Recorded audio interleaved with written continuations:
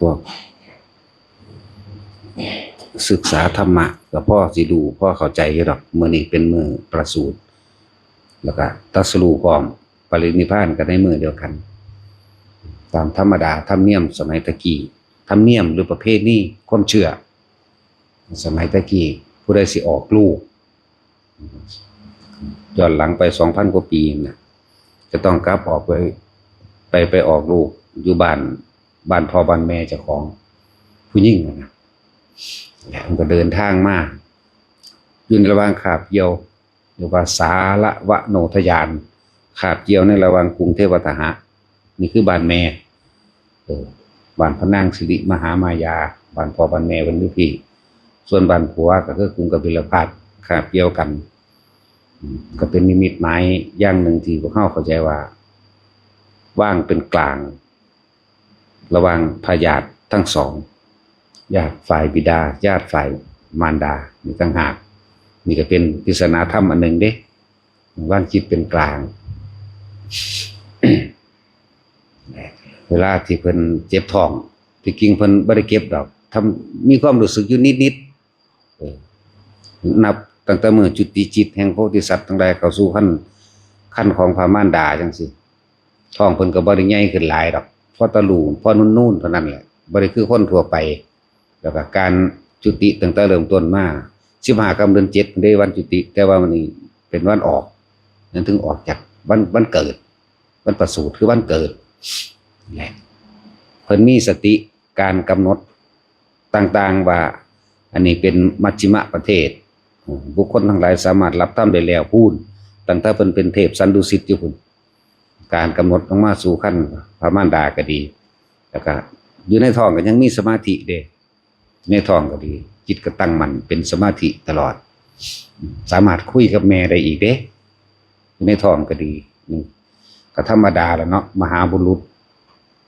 พุทธานุภาพมันบ่มีผู้ใดสิเปรียบเสมอใดเสมอเหมือนใดหรือว่าคนมีบุญคนบารมีใหญ่บารมีเต็มมาเกิดก็เป็นจังซั่นแหละถ้าสิเว้า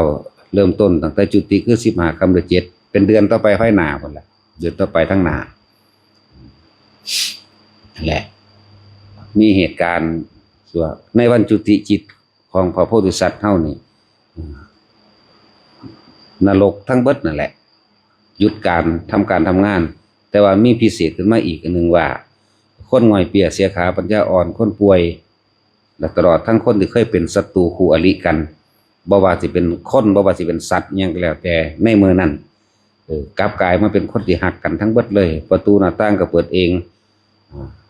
ลมในทะเลหรือคืนในทะเลสงบลงเองดอกไม้ทิพย์และดอกไม้ทั้งโลกก็บานเองมันเป็น32อย่างพุ่นละหลายอยู่นั้นคือวันจุติลักษณะนั้น เป็นมือประกาศโดยภายในลึกๆว่าดวงตาของโลกได้เกิดขึ้นแล้ววิชาสิได้มาบังเกิดแล้วความมืดสิได้หายไปก็หมายเพิ่นแต่มันก็เกี่ยวเนื่องมาหามมื้อนี้ก็เป็นมือประสูติทั้งประสูติพร้อมทั้งตรัสรู้พร้อมทั้งปรินิพพานพร้อมในมือเดียวกันเด้ในมือประสูติออกยินระหว่างตำกลาง2เมืองสารวนุทยานต้นสาระที่เอามาเป็นเครื่องหมายว่าเป็นต้นไม้ที่แม่เพิ่นกองออกลูกนั่นแหละมันโน้มเอียงลงมาเองด้วยฤทธาหรือพุทธานุภาพของพระองค์เองที่สะสมไว้บุญญาฤทธิ์พระองค์เองนั่นแหละบ่มีผู้ใดมาซอยเพิ่นดอกแต่ว่าเขาเจ้าก็เขียนว่าเทวดาโน้มกิ่งลงมามั่งอันนั้นอันนี้มั่งแล้วแต่แหละเพิ่นก็บ่ได้นอนออกคือหมู่บ่ได้นั่งออกคือหมู่ได้ยืนออกแล้วก็บ่ได้เอาทั้งหัวออกคือคนทั่วไปได้เอาขาออกมาเลยเนี่ยพ่อตาอันบอกว่าฉันกำลังจะคลอดตอนนั้นพวกหมู่มนุษย์คือคนใส่แหละเอาผ้าซี่แก้วมารัดไว้รัดเพื่อว่าให้พวกผู้ใส่เห็นแต่พวกผู้หญิงแต่ว่าก็ตามตำราก็ว่าหมู่เทวดาทั้งหลายก็ห่มล้อมไว้แล้วล่ะห่มล้อมไว้บหลายโกเติบสั่นแม่เพิ่นก็แค่เหนี่ยวรั้งต้นสาระลงมาครับพระองค์เองย่อนตีนลงมาโลดย่อนพระบาท ลงมาย่างไปโดยเจ็ดก้าวเด้อันนี้ก็ถ้าสิว่าแล้วก็ว่าตามที่พระพุทธเจ้าเพิ่นเว้าเอาเองย่างไปได้เจ็ดก้าวแต่ว่าก็มีการต่อเติมในการวาดว่ามีดอกบัวรองรับทั้งเจ็ดก้าวนั่นแหละย่างไปได้เจ็ดก้าวผู้ได้หลับก่อนเทวดาพรหมหลับก่อนหมู่พรหมและเทวดาหลับก่อนเพิ่นย่างไปถึงเจ็ดก้าวเพิ่นกล่าวอภิสวาจาเราจักเป็นเลิศในโลกเราประเสริฐสุดในโลกนะชาตินี้จักเป็นชาติสุดท้ายของเราครับบัดนี้จักไม่มีพบอีกนั่นแหละจังว่าอายะมันติมาชาตินัตถิธานิปุณัพพโวตินะคือเพิ่นกล่าวคมขวัญตัณหาเอาไว้ลักษณะนั้นถึงว่าหลังจากเพิ่นกล่าวเอาอาภิสวาจาแล้วมนุษย์ก็จังเขารองรับที่หลังเป็นหยังมนุษย์คือบ่แล่นรับเลยก็ด้วยฤทธานุภาพพุทธานุภาพและเทวตานุภาพนั่นแหละเหตุบ่ให้มนุษย์เขาไป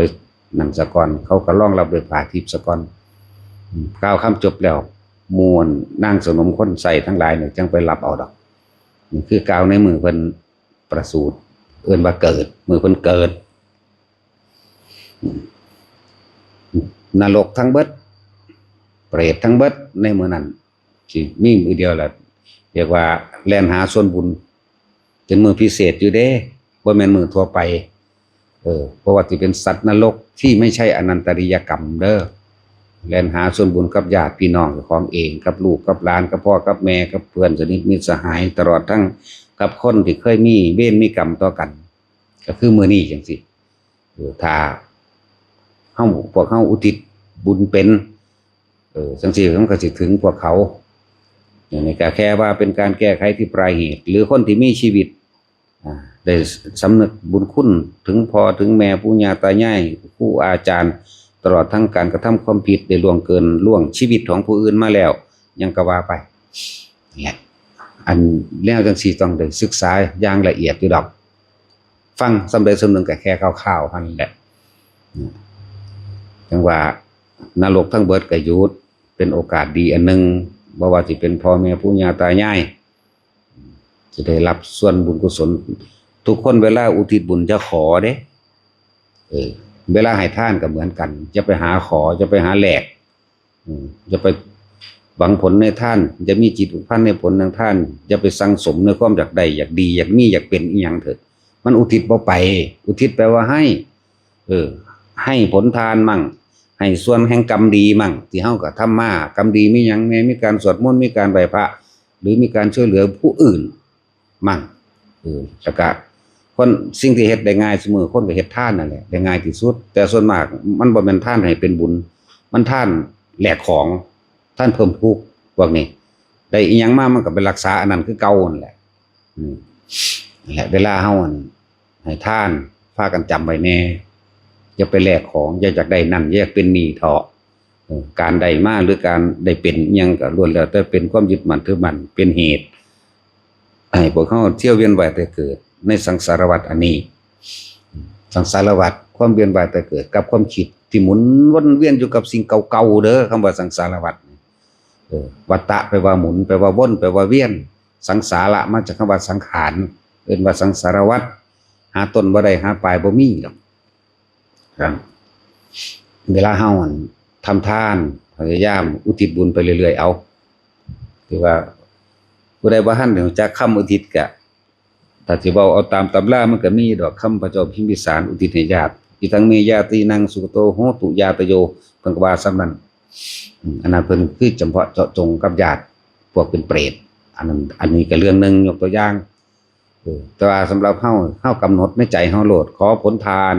บุญกุศลกรรมดีที่ข้าพเจ้ากระทำมาแล้วตั้งแต่อดีตตอนต้นจนถึงปัจจุบันณขณะนี้จงถึงแด่โลดมารดาบิดาของข้าพเจ้าญาติข้าพเจ้าเจ้ากรรมนายเวรข้าพเจ้าตลอดทั้งสรรพสัตว์ทั้งหลายไม่มีที่สุดไม่มีประมาณทุกหมู่เหล่าบรรดามีขอท่านทั้งหลายเหล่านี้จงได้รับส่วนบุญแล้วจงมีความสุขเถิดจื้อเอาเด้อแต่สำนีมันกลับไปแล้วมันขึ้นอยู่กับจิตเจตนาการคิดนั่นแหละจิตเจตนาก็ดีเฮาคิดว่าเฮาสิทำบุญให้พ่อให้แม่ปู่ย่าตายายนั่นเองคนส่วนมากทำบุญมีต่างๆขอแลก เออสิ่งที่ทำได้ง่ายการใส่บาตรการเข้ามาจังหันในวัดจังซี่ล่ะง่ายที่สุดแล้วแต่ว่าการทำบุญใหญ่ๆของแต่ละคนแต่ละหมู่บ้านล้วนแล้วแต่เป็นไปตามความเชื่อและประเพณีส่วนมากมันบ่ค่อยอยากเป็นบุญดอกมีการกินเหล้าเป็นอันดับหนึ่งฆ่าสัตว์กินเหล้าฆ่าสัตว์แล้วก็ถกเถียงผิดเถียงกันแล้วก็หามหรสพครบงานต่างๆจ้างหมอลำจ้างรถแห่หลายอย่างบ่ได้เป็นเด็ดนั่นบ่ได้หยังเลยนะแหละเฮ็ดแนวมันง่ายมีเลี่ยงโดยการมาหาทำตามวัดที่เป็นกรรมฐานนั่นแหละวัดป่ากรรมฐานที่เขาเจ้าฝึกหัดกรรมฐานหรือแสดงธรรมทางนี้แหละทางกรรมฐานต่างๆพวกเฮาตอนมีชีวิตเฮาเลือกเฮ็ดได้อยู่เด้อตายไปแล้วเฮามีแต่รับผลของมันเท่านั้นบิถ้าจะเฮ็ดให้มันได้แต่เฮ็ดให้มันได้ตอนที่เฮามีชีวิตนี่แหละอย่าไปรอตอนตายคือเบิ่งแต่ของก็ยังบ่ทำบุญให้พ่อแม่ซุมื้อดอกเนาะสิไปว่าหยังเฮาสิไปรอกับลูกคนซุมื้อนี่เกิดมาบ่ได้จักที่จักแดนนั่นเด้เร็วกว่าสัตว์อยากว่าล่ะมันบ่ได้คิดถึงหยังเด้มื้อนี่และเป็นธรรมดาสิ่งได้เกิดสิ่งนั้นก็เสื่อมเป็นธรรมดาสิ่งได้เกิดสิ่งนั้นก็ดับเป็นธรรมดาบ่มีอิหยังแซ่ไว้จังซั่นคำว่าจีรังยืนบ่มีดอกแต่ว่ามื้อนี้ก็ถ้าคนที่เขามารอรับส่วนบุญโอ้ยบางที่กลับหนึ่งมันบาปหนักหลายซื่อว่าสิเคลื่อนย้ายขึ้นมาเป็นเปรตธรรมดาหรือเป็นเปรตทั่วไปหรือเป็นตกนรกธรรมดาเพราะได้แล่นหาส่วนบุญซื่อว่าสิขึ้นมาได้เป็นกลับแล้วก็มี2กลับ3กลับแล้วก็มีญาติผู้เคยหูจักกันจักอยู่ไสตกนรกแล้วก็มีอยู่นํกันนั่นแต่ว่าบ่หูจักกันได้มีพวกเขาเป็นเทพเทวดาไปแล้วก็มีนิพพานไปแล้วก็มีนั่นแหละที่เว้านี่อยากให้ทุกคนทำปัจจุบันตอนที่เฮามีชีวิตเนี่ยให้ดีที่สุดมองสิพ้นทุกข์ได้มีมองเดียวคือการบ่ปรารถนาอิหยังอีกบ่ปรารถนาหยังบ่อยากเป็นหยังบ่อยากได้หยังเพิ่นเว้าเทียบว่าคือนิพพานนั่นแหละจังว่าเฮามีโอกาสในมื้อนี้นรกทั้งเบิดปิดเด่นบ่ว่าศาสนาใดก็สร้างมันบ่ได้เกี่ยวกับศาสนาคำว่าธรรมะคือความจริงนรกเดียวกันสวรรค์เดียวกันบ่เกี่ยวบ่มีผู้ใดรับบาปหรือไถ่บาปให้กันใดบ่มีผู้ใดสะเดาะเคราะห์โดยการถวายของหรือทำพิธีต่างๆบ่มีทางเป็นอันเดียวกันเบิดนั่นแหละเพราะเขาบ่รู้เขาก็เลยมีความเห็นต่างๆเป็นไปสารพัดพวกเฮาต้องค่อยๆมาฟังเรื่อยสุตตมยปัญญาการได้ยินได้ฟังได้เป็นเหตุแห่งการให้เห็นธรรมหูธรรมได้มากที่สุดหวังบ่มีผู้ใดอธิบายพวกเจ้าฟังง่ายๆเด้ตามความเป็นจริงส่วนมากเขาเห็นตั้งแต่พากันปลุกเสกเลขยันเฮ็ดเหรียญผูกแขนสะเดาะเคราะห์พวกนั้นมีแต่ตื่มหนักเข้าไปอีกเฮ็ดให้เฮาหลงเข้าไปอีกลักษณะนั้น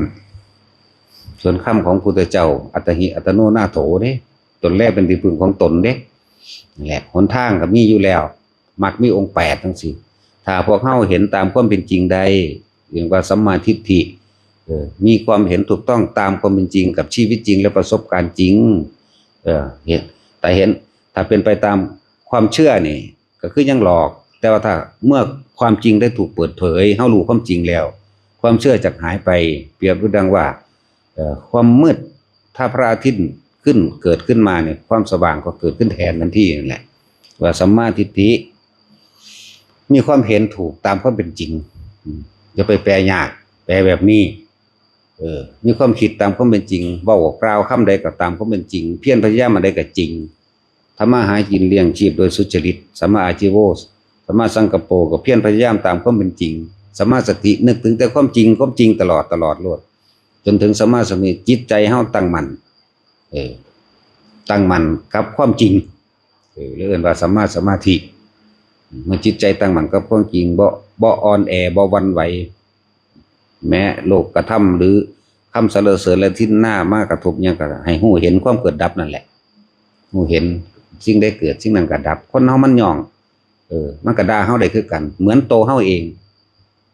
ก็ย่องผู้อื่นเป็นด่าผู้อื่นเป็นคือกันตัวเฮาเองก็นินทาผู้อื่นคือกันเด้อบ่แม่นแต่ผู้อื่นสินินทาเฮา ตัวเฮาเองก็เครียดเขาดีใจเขาก็มีเหมือนกันนั่นแหละสมาธิคิดเบิ่งดีๆสมาสติและสมาธิร่วมกันจังว่าแต่ละคน เวลาเฮาไปเฮ็ดบุญอยู่ไสก็สร้างเด้อเวลาพระเพิ่นยะถาพยายามตั้งจิตอุทิศโลดอุทิศบุญขอผลทานบุญกุศลกรรมดีที่ข้าพเจ้าก็ทำมาแล้วตั้งแต่อดีตตอนต้นจนถึงปัจจุบันณขณะนี้จงถึงแด่มารดาบิดาของข้าพเจ้าทั้งหมดญาติของข้าพเจ้าทั้งหมดเจ้ากรรมนายเวรของข้าพเจ้าทั้งหมดตลอดทั้งสรรพสัตว์ทั้งหลายนี่ไม่มีที่สุดไม่มีประมาณทุกมลบานดาลนี่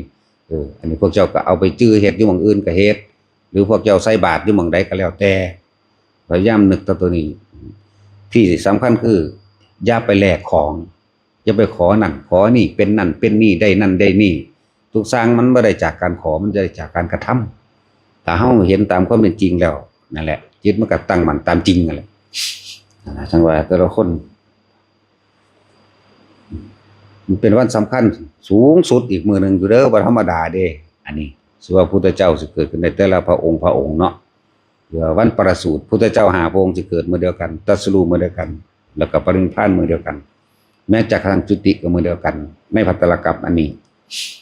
ถือว่าเป็นวันสำคัญอยู่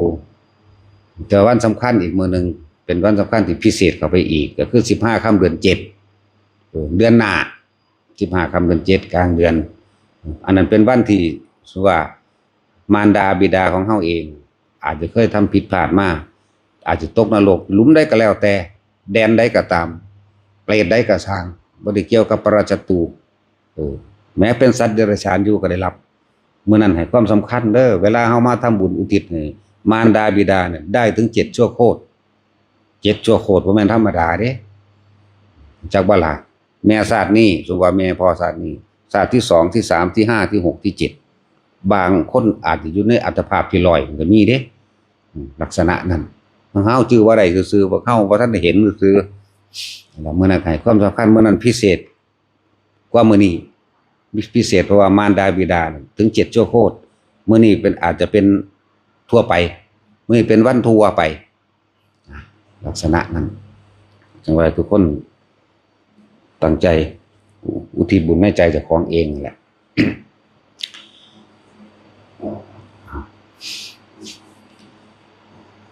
สิทธมัตถุสิทธมัตถุสิทธมัตถุสิทธิการิยตถาคโตขอผลทานบุญกุศลกรรมดีที่ท่านทั้งหลายเหล่าใดที่ตั้งจิตเจตนาในการอุทิศส่วนบุญส่วนกุศลทั้งหลายที่ได้กระทำมาแล้วตั้งแต่อดีตจนถึงปัจจุบันณสถานที่แห่งนี้ทั้งที่ผู้ที่อยู่ณสถานที่แห่งนี้ตลอดทั้งผู้ตั้งจิตเจตนาเอาไว้ณสถานที่อื่นที่ไม่ได้มารวมตัวที่แห่งนี้ขอผลทานบุญกุศลกรรมดีของท่านทั้งหลายเหล่านั้นจงถึงแด่มารดาบิดาของท่านทั้งหมดญาติของท่านทั้งหมดเจ้ากรรมนายเวรของท่านทั้งหมดตลอดทั้งสรรพสัตว์ทั้งหลายทุกหมู่เหล่าบรรดามีจะถาเลย